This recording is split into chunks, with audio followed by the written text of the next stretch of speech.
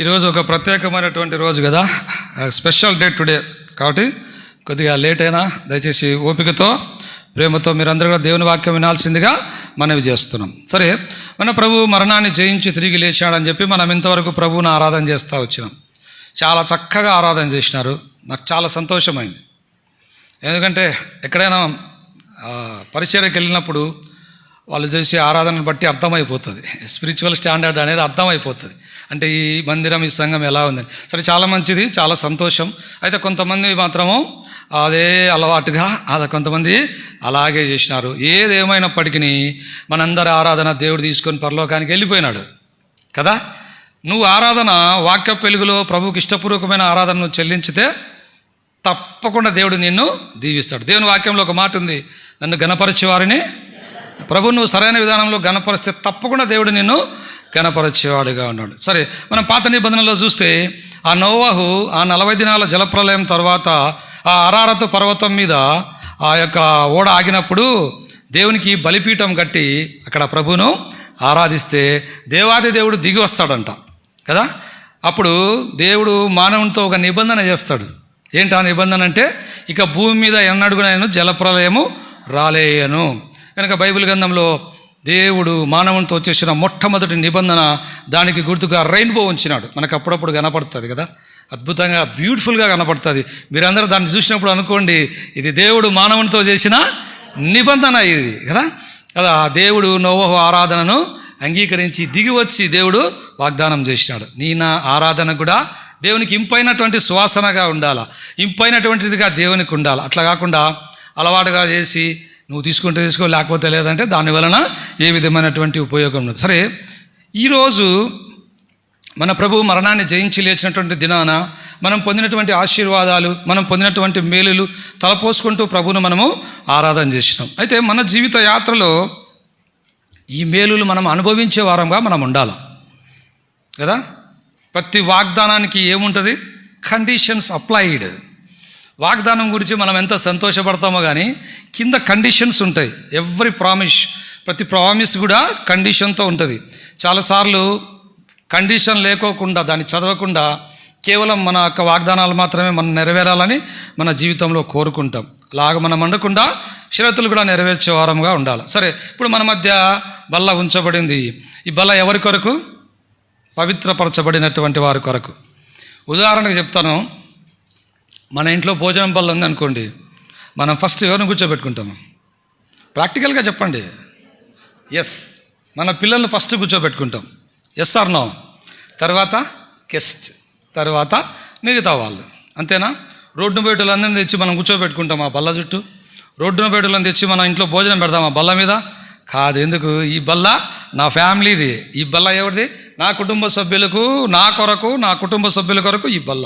అలాగే ఈ బల్ల కూడా శ్రేష్టమైనటువంటి పరలోకపు విందు. ఈ యొక్క గొప్ప విందు విమోచింపబడినటువంటి వారికి, ప్రభు రక్తం ద్వారా కడగబడిన వారికి, బాప్తిసంలో సాక్ష్యం ఇచ్చినటువంటి వారికి, ప్రభు కొరకు ప్రతిష్ఠించుకున్నటువంటి వారికి దేవుడు బల్లను సిద్ధపరిచినాడు. కనుక బల్ల వర్తమానం విన్నటువంటి మనము పరీక్షించుకొని, సరి చేసుకొని, సరిదిద్దుకొని యోగ్యంగా బలలో పాలు పొందాలి. అతిక్రమములు దాచిపెట్టువాడు వర్ధిల్లడు, వాటిని ఒప్పుకొని విడిచిపెట్టువాడు కనికరం పొందును. కనుక మనం ఏం చేయాలా? ఒప్పుకోవాలా, విడిచిపెట్టాలా. నేను ఒక చోట పరిచర్యకి వెళ్ళిన స్థలాల్లో ఆయన ఎల్డర్ అంట, నాకు తెలీదు, అన్ని పనులు చేస్తూ ఉన్నాడు. బ్రదర్ ఎవరు ఆయన అంటే, ఈ చర్చి ఎల్డర్ అన్నారు. అంత బాగుంది. అతను బల్ల తీసుకోలేదు. నేను పరిచయం అయిపోయిన తర్వాత అడిగిన, అన్నా ఎందుకు మీరు బల్ల తీసుకోలేదంటే, ఈ వారం నేను తప్పు చేసిన బ్రదర్, అందుకే నేను బల్ల తీసుకోలేదు అన్నాడు. మీరు చెప్పండి, దిస్ ఈజ్ కరెక్ట్? ఇది కరెక్టేనా? కాదు.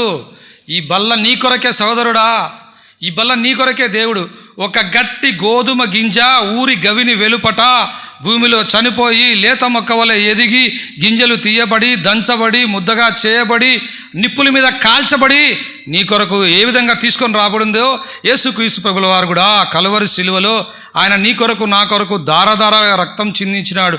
ఆయన రక్తం పానార్పణముగా పోయబడింది. ఆయన రక్తం, ఆయన శరీరము నీ కొరకు. ఇది మీ కొరకై విరువబడి ఉన్న నా శరీరము. ఎందుకు దీన్ని తినాలి మనం? చెప్పండి, ఎందుకు దీన్ని తినాలి? చెప్పండి. రక్షింపబడి ఎన్ని సంవత్సరాలు అయింది? కదా. ఒక్కొక్క ఆయన చెప్తాడు, బ్రదర్ నేను రక్షింపబడి 10 ఏళ్ళు 20 ఏళ్ళు 30 ఏళ్ళు కదా, ఇంత బల్ల తినింటావు, ఇంత బల్ల తినింటావు, లీటర్లు రసం తాగింటావు, లైఫ్లో ఏం చేంజ్ లేదు, ఏం మార్పు లేదు. ఈ పునరుత్థాన దినంలో దేవునితో నిబంధన చేసుకుందాం. ప్రభువా, ఇన్ని దినాలు నేనేదో అలవాటుగా బతికిపోతా ఉన్నాను, ఇదే జీవితం అని నమ్మినాను, కానీ ఈ దినం నుంచి నా జీవితంలో మార్పు, నీ కొరకు నేను ప్రతిష్ఠించుకుంటా ప్రభువా, నీ కొరకు నేను జీవించాలని నేను ఇష్టపడుతూ ఉన్నాను కదా. దేవుని వాక్యంలో చూస్తే ఇప్పుడు పునరుత్థానం గురించి కొన్ని మాటలు మనం ధ్యానం చేసుకుందాం. రండి లూకాసు వార్తలో కొన్ని మాటలు చూద్దాం. లూకాసు వార్త 20వ అధ్యాయం 27వ వచనం చెప్పండి, చదవండి దయచేసి, కొంచెం త్వరగా, టైం తక్కువ ఉంది. ఎస్, పునరుత్థానం లేదని చెప్తూ ఉంటారంట వీళ్ళు. ఎవరు వీళ్ళు? ఒక బ్యాచ్. జాగ్రత్తగా వినండి, ఈ సబ్జెక్టు చాలా మంచి సబ్జెక్ట్ ఇది. ఒక గుంపు ఏముంది? పునరుత్థానమే లేదంట, యేసు ప్రభువే లేడంట. ఈ గుంపు ఈ దినాల్లో కూడా ఉంది. కొంతమంది ఏమంటారంటే, వాళ్ళు వేరే, వాళ్ళ గురించి పెద్దగా చెప్పుకోవాలని అవసరం లేదు. వాళ్ళు ఏమంటారంటే, యేసు ప్రభు సిలువలో చనిపోలే, ఏం లేదు, భ్రమపడినారు అంటారు. యేసు ప్రభు చనిపోలేదు అంటే యేసు ప్రభు గురించి అన్నీ ఒప్పుకుంటారు వాళ్ళు. యేసు ప్రభు వచ్చినాడు, పశువుల పాకలో జన్మించినాడు, అద్భుతాలు చేసినాడు, అన్నీ ఓకే, కానీ యేసు ప్రభు చచ్చిపోలేదు అంటారు వాళ్ళు. అది ఏం రోగమో మనకు తెలియదు. యేసు ప్రభు చచ్చిపోలేదు, యేసు ప్రభు తిరిగి లేదు. ఇక్కడ దేవుని వాక్యంలో ఎవరు ఇల్లు? సద్దుకోయలంట, లేదంట. యేసు ప్రభు పునరుత్థానం లేదని చెప్తా ఉన్నాడు. సరే, ఇంకో చోట చూద్దాం రండి, అపోస్తల కార్యములు 4:33. సరే చదవండి దయచేసి త్వరగా. అపోస్తల కార్యములు 4.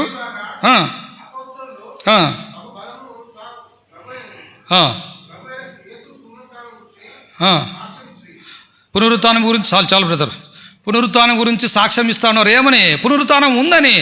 ఎవరు వీళ్ళు? అపోస్తులు. ఫస్ట్ మనం ఏం చూసినామో, పునరుత్థానమే లేదని సద్దుకాయలు అంటా ఉన్నారు. అపోస్తులు ఏమంటా ఉన్నారు? పునరుత్థానం ఉందని వాళ్ళు సాక్ష్యం ఇస్తూ ఉన్నారు. ఇంకా మనం చూస్తే అపోస్తల కార్యంలో 4వ అధ్యాయం 12వ వచనం, మీరు ఇంటికి వెళ్ళిన తర్వాత చదవండి. కలవరపడే గుంపు ఇది. ఈ గుంపు కలవరపడే గుంపు.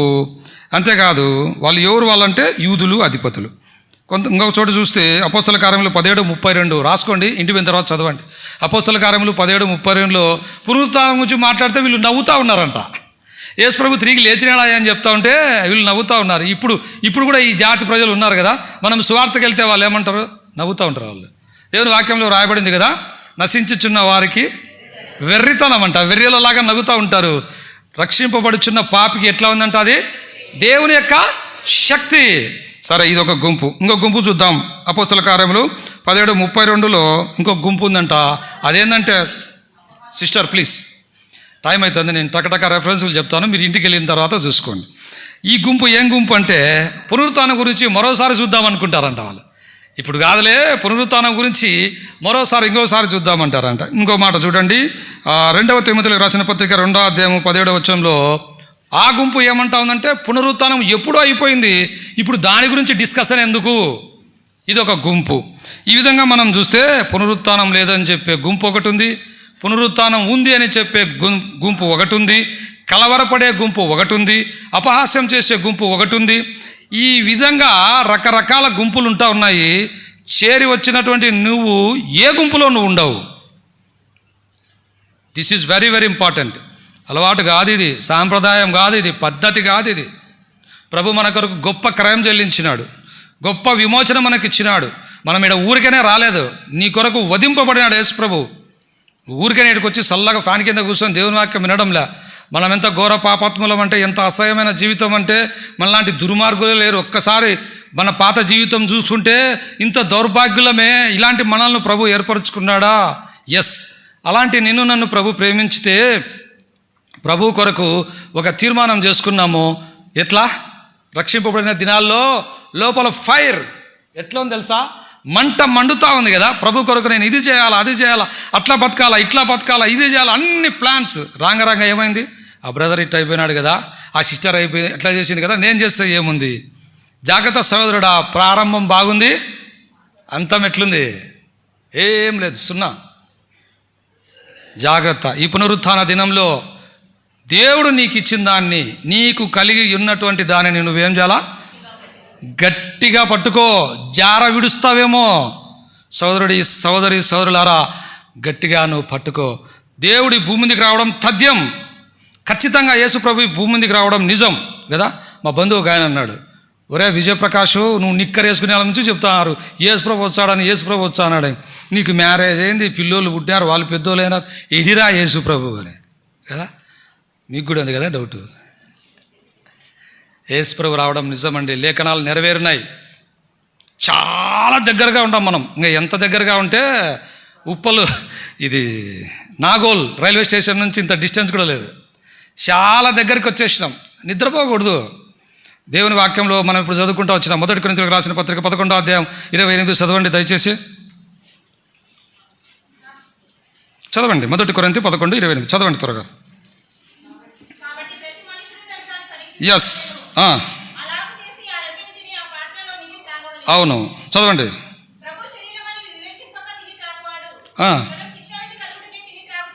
ఎస్, తర్వాత ఇందువలననే మీలో, బాగా వినండి, ఇందువలననే మీలో అనేకులు బలహీనులు, రోగులు, 3 కేటగిరీస్, బలహీనులు, రోగులు, నిద్రపోయేవారు. బలహీనుల గురించి ధ్యానం చేద్దాం. ఇది చాలా పవర్ఫుల్ బల్ల అండి. బలహీనులు తీసుకోకూడదు. ఏ విషయంలో నువ్వు బలహీన పడిపోయినావు పరీక్షించుకో. దావీదు రాజు అంటాడు, యెహోవా, చెప్పండి, యెహోవా నా బలము. ఏమంటా ఉన్నాడు? యెహోవా నా బలం అంటా ఉన్నాడు. సంసోన్ బలం దేనిపై ఉంది చెప్పండి? ఎంట్రుకలపై ఉందంట కదా. సంసోన్ బలం ఎంట్రుకలపై ఉంది. ఈ లోకంలో మనం చూస్తూ ఉంటాం. వారి బలం దేంట్లో ఉంటుందంటే అన్ని ఏళ్ళకి ఉంగరాలు పెట్టుకొని ఉంటారు కదా. ఉంగరాలు పెట్టుకొని, మా సైడ్ ఎక్కువలేండి, బాగా ఉంగరాలు ఇంతలా చైన్లు వేసుకుంటారు మా సైడ్, రాయలసీమ సైడ్. వాళ్ళ బలం ఏమంటే మా యాస్తే మా బలం కదా. కొంతమంది వెల్ ఎడ్యుకేటెడ్ ఉంటారు బాగా. నా ఎంత చదువు ఈ ఊళ్ళో ఎవడని చదివినాడా, నా చదివే నా బలం అంటాడు. కొంతమంది ఏమంటారు, ఉద్యోగం, ఈ ఉద్యోగం నా ఎంత ఉద్యోగమో మా వంశంలో ఎవరికి లేదన్నా, నాకే ఉందన్నా, నా బలం ఏందో తెలుసా. మరి నీ బలం ఏంది? What is your strength? Jehovah నీ బలం నువ్వు కలిగి ఉండాలా. యెహోవాయే నీ బలంగా నువ్వు చెప్పగలగాల. అది ఎప్పుడు చెప్పగలమంటే యేసుక్రీస్తు ప్రభువును మన హృదయంలో సమృద్ధిగా నివసింపనేయాలా. లేకపోతే నీ జీవితంలో నువ్వు దేవుని యొక్క ఆశీర్వాదం పొందలేవు. కనుక ఇది బలవంతులు తీసుకునేటటువంటి ఆహారం. జాగ్రత్త సోదరుడా, బలహీన పడిపోయినావా, అక్కడి నుంచి ప్రభు సన్నిధిలో క్షమాపణ అడుగు, దేవుడు బలపరుస్తాడు. అపోస్తలుడైన పౌలు ఏమంటాడు, నన్ను బలపరుచు అని యందు నేను సమస్తము చేయగలను. ప్రభువే మనల్ని బలపరిచేవాడు, ఆదరించేవాడు. కనుక ఈ మధ్యాహ్న కాల సమయంలో పళ్ళలో పాలు పొందక మనము పరీక్షించుకుందాం. 2వ కేటగిరీ చూస్తూ వచ్చినాం, రోగులు. రోగం ఎప్పుడు వస్తుంది చెప్పండి? డాక్టర్లు ఉన్నారు కదా కొంతమంది, నిన్న పరిచయం చేశాడు. చెప్పండి బ్రదర్, రోగం ఎప్పుడు వస్తుంది? ఇన్ఫెక్షన్ అంట. చెప్పండి, పర్వాలేదు. ఇమ్యూనిటీ పవర్ తగ్గినప్పుడు, కరెక్ట్. చెప్పండి. ఇంకా వైరస్, చెప్పండి, పర్వాలేదు. ఇంకా సరే, మనకు అర్థమయ్యేదానికి చెప్తా. ఎక్కువగా వర్షంలో తిరిగితే ఏమొస్తుంది? జలుబు చేస్తుంది, జ్వరం వస్తుంది. ఇప్పుడు ఇంటికి పోయిన తర్వాత నాన్ వెజ్ బాగుందని ఎక్కువ తిన్నారనుకోండి, ఏమవుతుంది? ఇంకా మనం చెప్పని అవసరంలే. ఇవన్నీ ఎందుకవుతాయంటే డిస్ఆర్డర్ ఫుడ్ తినే విషయంలో కానీ మన నడవడికలో కానీ చేంజ్ అయినప్పుడు రోగం వస్తుంది. రోగాలు రావడానికి చాలా కారణాలు ఉన్నాయి, అయితే ఇవి కూడా ఒక కారణమే. కనుక రోగం వచ్చిందనుకోండి, వానికి చికెన్ బిర్యానీ పెడితే తింటాడా? యా ఊర్లో తినాడు, పొద్దుటూరులో తినాడు, హైదరాబాద్లో తినాడు. ఏమంటాడు వాడు? వాని మనసులో తినాలని ఉన్నా కూడా ఈడ ప్యారడైజ్ బిర్యానీ తెచ్చి పెట్టారనుకోండి, బ్రదర్ తినండి అంటే, తినాలని ఉంది బ్రదర్, ఏముంది, నాకు రోగం ఉంది. కనుక ఆత్మీయ జీవితంలో ఏం రోగం నువ్వు కలిగి ఉన్నావు? ఆ రోగంలో నుంచి నువ్వు బయటికి రా. దేవుని వాక్యంలో ఒక మాట, నిర్గమాకాండం 15వ అధ్యాయంలో, నిన్ను స్వస్థపరచు యెహోవాను నేనే. నీ రోగానికి మందు యేసు ప్రభువే, ఎక్కడ లేదు. కనుక నువ్వు రోగశయ్య మీద ఉండి రోగంతోనే బతుకుతా, అలాగూ మంచం పడకలోనే ఉండి నువ్వు దయచేసి బలలో నువ్వు పాలు పొందొద్దు. ఆ రోగం నుంచి నువ్వు బయటికి రా. ఈ ఆరోగ్యవంతులు తినేటటువంటి బల్ల, రోగంతో ఉండే వారి కోసం కాదు ఇది కదా. ఇంకా లాస్ట్ది ఏం చూసినాం మనము? భలే నిద్ర వస్తుంది. ఎప్పుడు వస్తుంది నిద్ర తెలుసా? బల్లవాక్యం చెప్పేటప్పుడు వస్తుంది. కదా, హాయిగా అందులో మన బ్రదర్స్ మంచిగా ఏసీలు బిగించినారు, ఇంకా మంచి నిద్ర. ఎందుకో సార్ చెప్తారా? బల్లవర్తమానం చాలా శక్తివంతమైనటువంటిది. బల్లవర్తమానం నువ్వు వినడం సాతానికి ఇష్టం లేదు కదా. నువ్వు బల్లవర్తమానం అంటే నువ్వు సరి చేయబడతావు, అది సాతానికి ఇష్టం లేదు. వెనక సల్లగా కుర్చీలు, మీ సైడ్ కుర్చీలు దండిగా ఉండవు, మా సైడ్ ఉండవు. మా సైడ్ కుర్చీలు ఏంటో తెలుసా, చర్చి అవతలు వేస్తారు. అంత ముసలిలో అంత బ్యాచ్ అడుగుచోలా. దేవుని కృపను బట్టి మీకు చక్కగా వేసినారు. దయచేసి ఎవరు నిద్రపోకండి. కనుక మేల్కొని ఉండాల. దావీదు వసంతకాలమున యుద్ధానికి బయలుదేరే సమయంలో రాజులు ఏం చేయాలా? సైన్యానికి ముందుండాలా. మన రాజు ఏం చేసినాడు? పండుకొని నిద్రపోయినాడు, లేచినాడు, చేయకూడని పని చేసినాడు, ఎంతో నష్టపోయినాడు. తర్వాత ప్రభు సన్నిధిలో క్షమాపణ అడిగినప్పుడు కూడా ప్రభు ఏం చేసినాడు? శిక్ష ఖచ్చితంగా ఉంటుందండి, శిక్ష ఖచ్చితంగా ఉంటుంది. ఇన్ని జరిగినాయి దేనికి? నిద్రపోకండి. ఈడ కాదు, దేవుని పని విషయంలో కానీ, దేవుని స్వార్థ విషయంలో కానీ, ప్రభు పరిచర్య విషయంలో కానీ దయచేసి ఎవ్వరు నిద్రపోకండి. దేవుడు త్వరగా రాబోతూ ఉండే. హెజ్కేలు గ్రంథం 37వ అధ్యాయం 17వ వచనంలో ఏం రాయబడిందంటే, మీరు మేల్కొని ఉండాలంట, కావలి కాయాలంట కదా. మనమే నిద్రపోతే ఇంక మనమేం కాయలు కాస్తాం చెప్పండి? నిద్రపోకూడదు, కావలి మనం కాయాల. సరే, ఈ విధంగా మనం పరీక్షించుకొని మనము బలలో పాలు పొందవలసినటువంటి అవసరం ఎంతైనా ఉంది. ఈ దినాల్లో యవనస్తుల గురించి కొన్ని మాటలు చెప్తాను. యవనస్తులు ఎట్లా ఉన్నారంటే, తినుము, త్రాగము, సంతోషించుము కదా. ఒక ఆయన అంటా ఉన్నాడు, మావాడు ఎప్పుడు ముసలిళ్ళతో తిరుగుతూ ఉంటాడా, వానికేం రోగమో. ముసలిళ్ళు అంటే చర్చికి వచ్చేటటువంటి పెద్దోళ్ళతో ఆ అబ్బాయి సహవాసం కలిగి ఉన్నాడు, మంచిగా వాళ్ళతో పరిచర్య నేర్చుకుంటాడు, వాళ్ళకు సహకారంగా ఉన్నాడు. వాళ్ళ ఆయన ఏం చెప్తున్నాడు తెలుసా? మా వాడు ఎప్పుడు చూసినా ముసలిళ్ళతో తిరుగుతూ ఉంటాడు. సరే, ఏదేమైనప్పటికీ ప్రతిష్ఠించుకోవాలి ప్రభు కొరకు. యవనస్తులు తప్పక, ఇది బాగుంది కదా, తప్పక తొట్టిల్లుతారు. ఏమంటారంటే, ఈ వయసులో కాక ఏ వయసులో చేస్తారన్నా మీరు భలే చెప్పినారే అంటారు. కానీ యవ్వన జీవితం చాలా శ్రేష్టమైనటువంటిది. యవనస్తులు బలవంతుని చేతిలో బాణముల వంటి. ఎందుకు దేవుని వాక్యంలో దేవుడు రాయించినాడంటే, దేవుడు నేను కోరుకుంటా ఉన్నాడు. ఒకసారి ఆ సంవత్సరం నాకు గుర్తులేదు, యంగ్ ఇండియా అనే నినాదం వచ్చింది. యంగ్ ఇండియాకి ఎవరు కావాలంట? యవనస్తులు కావాలా. దేవునికి ఎవరు కావాలా? యవనస్తులు కావాలా. ఎలాంటి యవనస్తులు కావాలా? కాడి మోసే యవనస్తులు కావాలా. ఒక అమ్మాయి, క్రైస్తవుల అమ్మాయి, వాళ్ళ అమ్మ మంచి ప్రేయర్ఫుల్, వాళ్ళ తల్లి. ఆ బిడ్డ, మమ్మీ మా ఫ్రెండ్స్ అందరూ కలిసి ఒకరోజు మేము పిక్నిక్ పోవాలా మమ్మీ అంటే, సరే పోయిరామ్మా అని వాళ్ళ మమ్మీ ప్రార్థన చేసింది. కారు వాళ్ళ ఇంటి దగ్గరికి వచ్చింది. ఆ కారులో ఆ అమ్మాయి కూర్చొని, అమ్మా కారులో నువ్వు కూర్చున్నావు, ఏసైని కూడా కూర్చోబెట్టుకొని పోమ్మా అనిందంట వాళ్ళమ్మ. ఏసైని కూడా కారులో కూర్చోబెట్టుకొని పోమ్మా, ఏసైనికి తోడుగా ఉంటాడని అందట. అప్పుడు వాళ్ళ అమ్మాయి అంటది, మమ్మీ మాకే ప్లేస్ సరిపోలేదు మమ్మీ, ఏసైని ఆడ కూర్చోబెట్టుకోవాలి మమ్మీ, ఏసైని కూర్చోబెట్టుకోవడానికి మాకే స్థలం లేదు, వెనకాల డిక్కీలో కూర్చోమని ఏసైని అనిందంట. ఎక్కడ కూర్చోమని చెప్పింది? డిక్కీలో కూర్చోమని చెప్పి. వినండి యవనస్తులు అందరూ, పొద్దుటూళ్ళలో యవనస్తులు కూడా తీసుకుంటూ ఉంటాం మేము. అక్కడ కారు బయలుదేరింది, యవన బిడ్డలు కదా, మంచి స్పీడ్లో పోతూ ఉన్నారు. ఎదురుగా ఆ లారీ వచ్చి గుద్దింది. ఆ కారులో ఉండే వాళ్ళ తలకాయలన్నీ పగిలిపోయినాయంట, ఒక్కరు కూడా బతకలేదంట. సరే, వెనకాల డిక్కీ ఓపెన్ చేసినారంట. ఓపెన్ చేసి అందులో ఒక కోడిగుడ్డు కూడా పగలేదంట.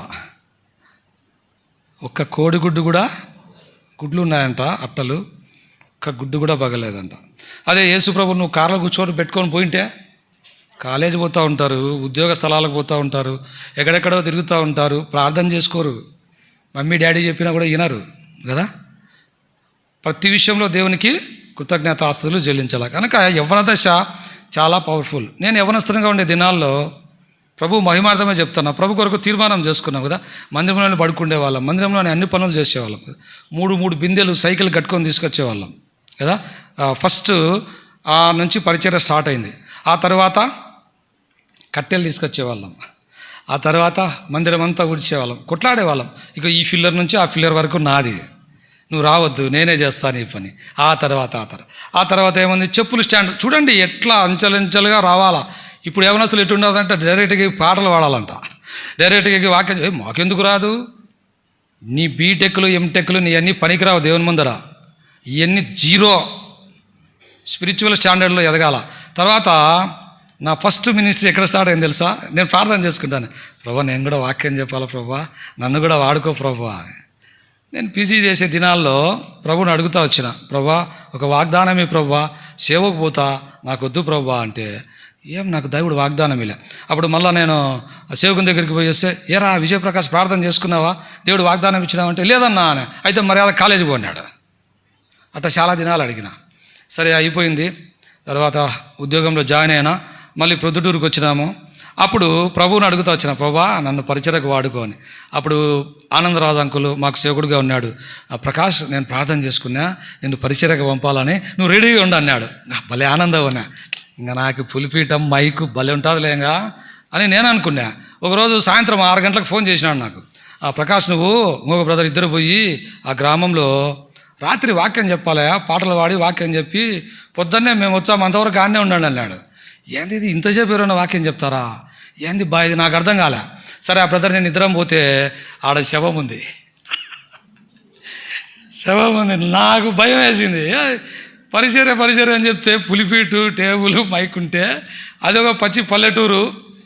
అక్కడ చేరే వాళ్ళందరూ బాగా తాగి ఉండరు. వాళ్ళు అంతా కొట్టుకుంటూ ఉన్నారు. ఏం చేయాలా?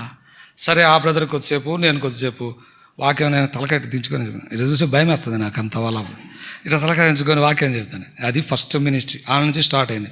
17 years దేవుడు నాన్ స్టాప్గా వాడుకుంటూ, ప్రభు మహిమార్థమే చెప్తాను, నేనేదో గొప్ప ఉన్నాను కాదు, ఇలాంటి అర్హత లేని నన్ను దేవుడు వాడుకుంటూ వచ్చినాడు. ఎవరి బిడ్డలైనా మీరు కూడా ఒక మంచి తీర్మానం చేసుకోవాలి. ప్రభు కొరకు ప్రయాసపడాలా, ఆత్మల రక్షణ కొరకు ప్రయాసపడాలా, మంచి తీర్మానం చేసుకోవాలా, అప్పుడే పరలోకం కదా. ఒకసారి కర్నూలులో యెరూషలేం ప్రార్థనా మందిరంలో యూత్ రిట్రీట్ జరిగిందంట. వినండి దయచేసి. యూత్ రిట్రీట్ జరిగింది, అయిపోయింది. ఆల్టర్ కాల్ ఇచ్చారు. ఒక అమ్మాయి దాని మీద రాసుకుందంట. ఏమని రాసుకుందంటే, రేపు నేను రక్షణ పొందుతానని రాసుకుందంట. ఏమని రాసుకుంది? రేపు. వెనకలా తిప్పితే పేజీ వెనకల, రేపు మ్యాథ్స్ ఎగ్జామ్ ఉంది నాకు, నేను కాపీ ఖచ్చితంగా కొట్టాలా, నేను కాపీ కొట్టి ఎగ్జామ్ రాసిన తర్వాత నేను తీర్మానం చేసుకుంటాను. వెనకాల కార్డులో రాసుకుందంట. కార్డు ఇస్తారు కదా, నిన్న కూడా మీకు ఇచ్చినారు. ఆ కార్డు వెనకాల రాసుకుందంట. సైకిల్ వేసుకొని యుత్మిడిగా అయిపోయిన తర్వాత ఇంటికి పోతా ఉంటే యాక్సిడెంట్ అయ్యి అమ్మాయి చనిపోయింది.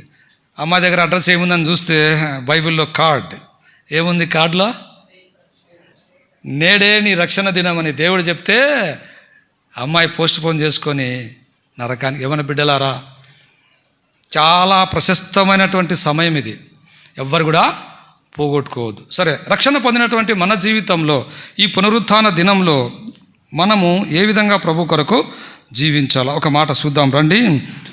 ద్వితీయోపదేశకాండము 20-5 త్వరగా చదవండి.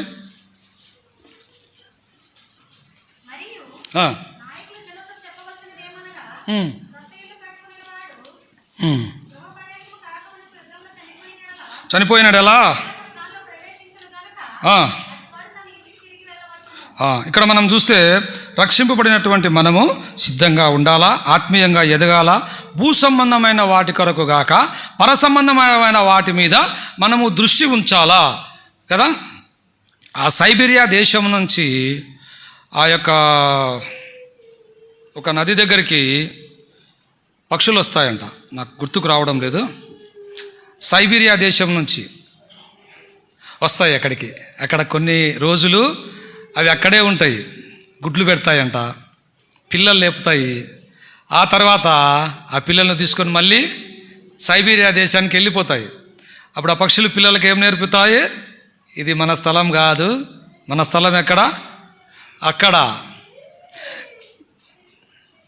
కనుక ఉదయకాల సమయంలో మనము మన లోకం ఈ లోకం కాదు, మనం పరలోక రాజ్యం అన్నది, మనమందరం కూడా పరలోక వాసులము. పరలోకంలో ఒక దినాన ప్రభుతో కూడా మనము ఉండబోవాలా. కనుక మనం ఈ లోకంలోనే ప్రభు కొరకు మనము సిద్ధపడాలా కదా. చూడండి, మనం ఫ్లైట్లో పోయేటప్పుడు కిందికి చూస్తే ఎట్లా కనబడతాయి చెప్పండి? చిన్నగా కనపడతాయి కదా, చిన్నగా కనపడతాయి. ఆత్మీయంగా ఎదిగే కొద్దీ ఈ లోకంలో కష్టాలు కూడా మనకు చిన్నగానే కనపడతాయి కదా. బుర్జ్ ఖలీఫా దుబాయ్లో ఉంది కదా, బుర్జ్ ఖలీఫా అత్యంత పెద్దదైనటువంటి కట్టడం కదా. దాన్ని మనం కింది నుంచి చూడాలంటే మెడలు ఏమవుతాయి, అట్లా పట్టకపోతాయి కదా. అయితే మనము విమానంలో నుంచి చూస్తే, పైకెక్కి చూస్తే అవి ఎంతో తక్కువగా కనపడుతుంది. అలాగూ ఒక పక్షి తన కాళ్ళతో కొంత దూరం మాత్రమే నడవగలదు, అంతేనా? కొంత దూరం మాత్రమే నడవగలదు, తర్వాత రెక్కలు చాచి అది పైకి ఎగరగలుగుతుంది. క్రైస్తవ విశ్వాస జీవితంలో కూడా ఎగిరే అనుభవంలో మనం ఎప్పుడు కూడా మనం ఉండాలి కదా. ఎప్పుడు కూడా మన గురి పరలోకం వైపే ఉండాలి. ఎప్పుడు కూడా మన గురి పరలోకం వైపే మనము ఉండాలి. వెనుకున్న వాటికి మనం చూడకూడదు. వెనుకున్న వాటిని మరచి ముందున్న వాటి కొరకు మనం వేగిరపడాలి. వెనుకున్నవి చూసి దేవుని వాక్యంలో లోతు భార్య ఏమైపోయింది, జాగ్రత్త, నువ్వు కూడా వెనక్కి చూసినావు అనుకో, అలాగే నీ పరుగు గొప్పది, నువ్వు చేరవలసినటువంటి గమ్యం గొప్పది, నీ దిశ గొప్పది, నీ దిక్కు గొప్పది, నువ్వు గొప్పవాడు, గొప్పగానే నీ జీవితం ఉండాలా. అంతేగాని చీప్ మెంటాలిటీ కలిగి తిరిగి మళ్ళీ పాపంలో ప్రవేశిస్తూ పాపంలో చేస్తూ ఇక్కడికి వచ్చి ఎంతో భక్తి నటిస్తా కూర్చొని మాకే బల్ల మా హక్కు అని చేయెత్తి తీసుకుంటే నష్టం నీకే. అట్లా ఎప్పుడు కూడా చేయొద్దు. ఒక తీర్మానం చేసుకుందాం ప్రభు కొరకు. ఇప్పుడు మనం చూస్తూ వచ్చినాము 20వ అధ్యాయం 5వ వచనంలో, చదవండి ఇంకొకసారి దయచేసి. మరియు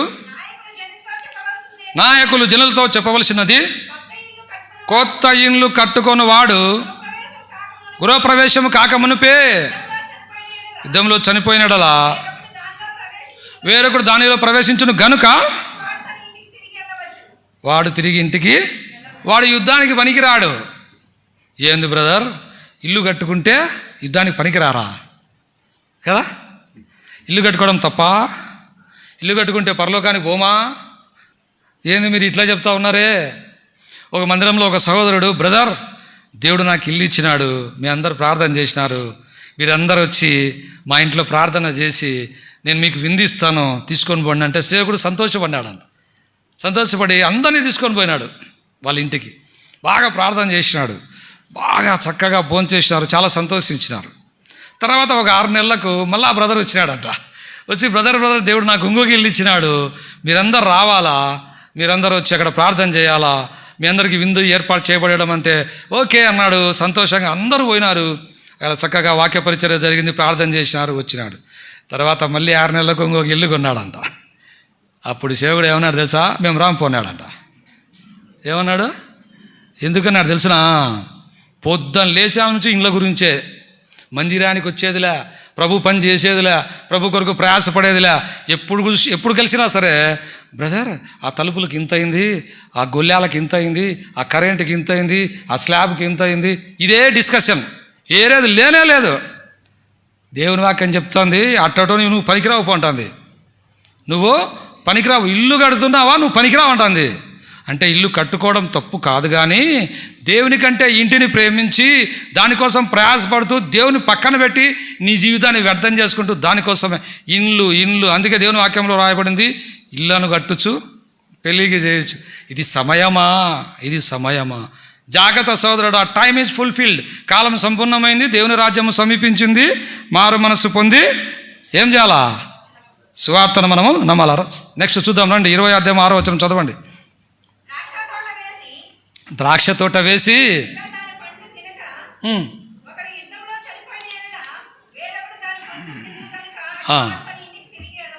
ఎస్, రైతు కూడా పనికిరాడంట. దేవుడు చెప్తాడు, నేను కాదు, దేవుడు చెప్తా ఉన్నాడు, దేవుని వాక్యం చెప్తా ఉంది. ఎందుకు రైతు పనికిరాడు చెప్పండి? రైతు కష్టం ప్రపంచంలో ఎవ్వరికీ ఉండదండి. రైతు మీరు చూసినారో లేదో, పొలాలు వేసే వాళ్ళ కష్టం ప్రపంచంలో ఎవ్వరికీ ఉండదు. వాళ్ళు నిద్రపోరు. విత్తనం వేసినప్పటి నుంచి ఆ డేస్, ఆ 14 రోజులు 15 రోజులు మొలకెత్తే వరకు వాళ్ళు నిద్రపోరు. వాళ్ళు, నేను ఒక చోట విన్నా, పొద్దున్నే లేచి పొలం వైపు ఇట్లా చూస్తారంట, కిందికి వంగి ఇట్లా చూస్తారు. అరే ఇంకా మొలకలు రాలేదే. పొలం ఉండడం తప్ప, సేద్యం చేయడం తప్ప, పంట పండించడం తప్పు కానే కాదు. కానీ ఉదయం లేచినప్పటి నుంచి నా పొలము నా పంట, ఇత్తనం వేయాలా, పొలం దున్నాలా, ఇత్తనం వేయాలా, కలుపు తీయాలా, ఇదే ఆలోచన. మందిరంలా, దేవుడులే, ఏమీ లేదు. ఒక ఆయన చిన్న షాప్ పెట్టుకున్నాడంట. ప్రభు నమ్మిన విశ్వాసి, ప్రభు కొరకు ప్రయాసపడినాడు. మందిరంలో మంచి సీనియర్ పర్సన్ కదా.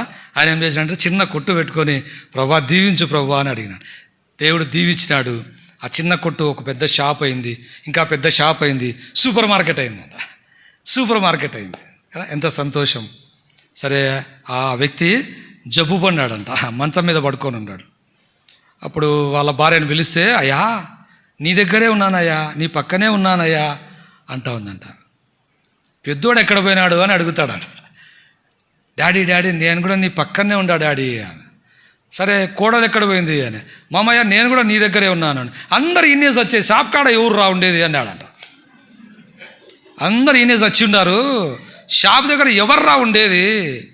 ఎప్పుడు చూసినా వ్యాపారం గురించే, ఎప్పుడు గురించే డబ్బు సంపాదన గురించే, ఎప్పుడు చూసినా నీ జీవితం ఇంతే. గొప్ప క్రైమ్ ఇచ్చి దేవుడు నిన్ను కొన్నాడే, ప్రభు కొరకు ప్రతిష్ఠించుకున్నావా? ప్రభు సేవ చేయాలని ఇష్టపడుతూ ఉన్నావా? ప్రభు కొరకు తీర్మానం చేసుకున్నావా? అపోస్తులైన పౌలు 1 తక్కువ 40 కొరడా దెబ్బలు 5 సార్లు తిన్నాడు. దేవుని వాక్యంలో రాయబడింది, ముమ్మారు బెత్తంలతో కొట్టబడి తిని అనేక మార్లు సముద్రం ప్రయాణంలో మునిగిపోయినాడంట. మునిగిపోయి ఓడ బద్దలై మునిగిపోయి తిరిగి లేచి పరిచర్య ప్రారంభించిన. ఒక చోట రాయబడింది, పౌలును విపరీతంగా కొట్టి అక్కడ పడేస్తే అక్కడ లేచిన తర్వాత శిష్యులతో చెప్తా ఉన్నాడంట, ఇంకా కొంత మిగిలింది సువార్త, ఆ కొంత పూర్తి చేసుకొని పోదాం. నీకు బుద్ధి లేదు, ఇంతగా కొట్టినా కూడా లేదు, మనము ఆ పరిచర్య మనము కొనసాగించాలి. ఎన్ని ఆత్మలు సంపాదించినావు, ఎంత డబ్బులు సంపాదించినావని దేవుడు అడగడు. ఎన్ని ఆత్మలు ప్రభు కొరకు సంపాదించినావు? నోరు తెరిచినావా ప్రభు కొరకు? 4 మాటలు చెప్పగలిగినావా ప్రభు కొరకు? ప్రభు కొరకు ఒక మంచి తీర్మానం చేసుకొని ప్రభు కొరకు స్వార్థ ప్రకటించాలా? ఒక కుటుంబాన్ని దత్తత తీసుకున్నావా? ఎంత జీతం వస్తుంది, ఎంత ఆదాయం దేవుడు నీకు ఇచ్చినాడు, ఒక్కటి కూడా ప్రభు కొరకు ఖర్చు పెడుతున్నావా? ఎప్పుడు నీ కుటుంబము, నీ పిల్లలు, నీ జీవితం, ఒక కారికి 2 కార్లు, ఒక ఇంటికి 2 ఇళ్ళు, ఇదే బతుకుతా ఉన్నాం. కానీ నా ప్రభు నా కొరకు క్రయం చెల్లించినాడు, నా ప్రభు నన్ను ప్రేమించాడు. మీకు తెలుసా ప్రపంచంలో ఎంతమంది దేవుని స్వార్థ అందక బాధపడుతూ ఉన్నారో? ఒక్కసారి మీరు హాస్పిటల్కి వెళ్ళి చూడండి. నేను ఒకసారి హైదరాబాద్ నిమ్స్ హాస్పిటల్లో స్వార్థ చేసిన, భయంకరమైన పరిస్థితులలో నాకు అంత ఏడుపు వచ్చింది. ప్రతి 10 రోజులకు ఒకసారి గవర్నమెంట్ హాస్పిటల్కి పోతాం, ప్రతి నెలకు ఒకసారి రిమ్స్ స్వార్థ పోతాం. ప్రభు మహిమార్థమే చెప్తా ఉన్నాం.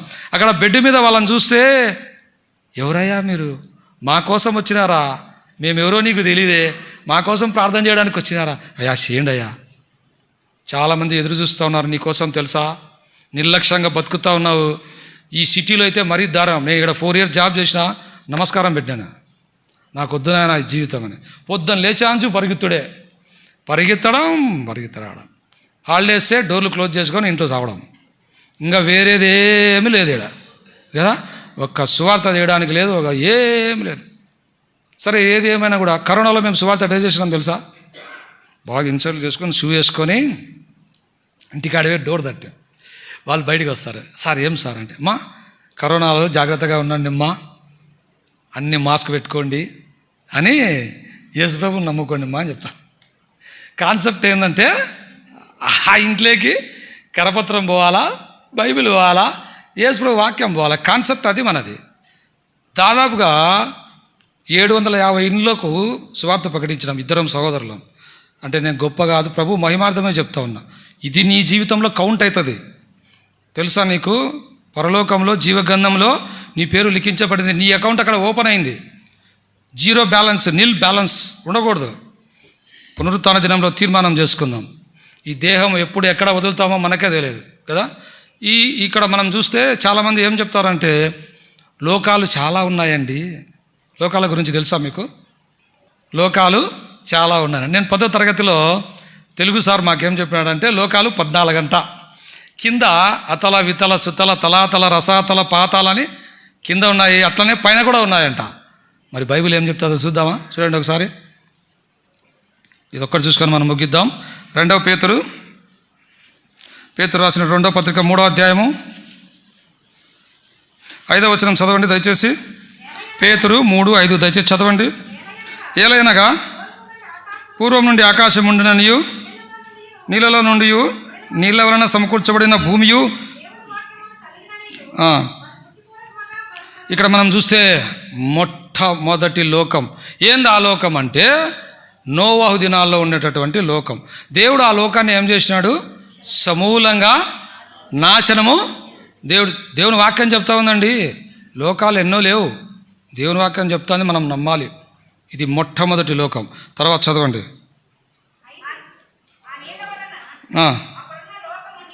అయిపోయింది. మొదటి లోకం నీళ్ళల్లో మునిగిపోయింది. తర్వాత అయితే ఇప్పుడున్న ఆకాశమును